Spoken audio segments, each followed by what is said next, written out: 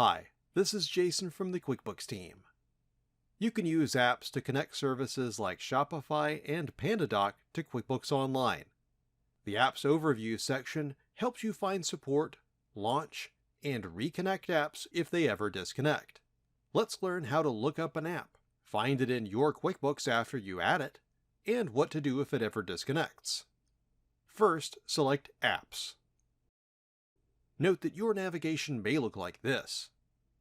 From the Apps tab, you can search for and browse available apps to connect to QuickBooks. After you've connected an app, you'll find it in the Apps Overview tab. This is where QuickBooks lists all of the apps you've connected. You can also use this button to keep an eye on your apps and their statuses while in other areas of QuickBooks. Select the drop-down next to an app to leave feedback, find support, or launch the app inside QuickBooks. Launching the app either takes you to the place in QuickBooks that collects information from the app or opens a new tab with the app website. From here, you can review transactions received from the app and perform other related tasks.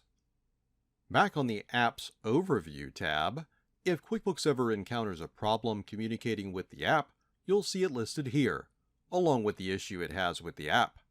You'll also see notifications that something is wrong on the Business Overview tab. Select View Issues to go back to the Apps Overview tab.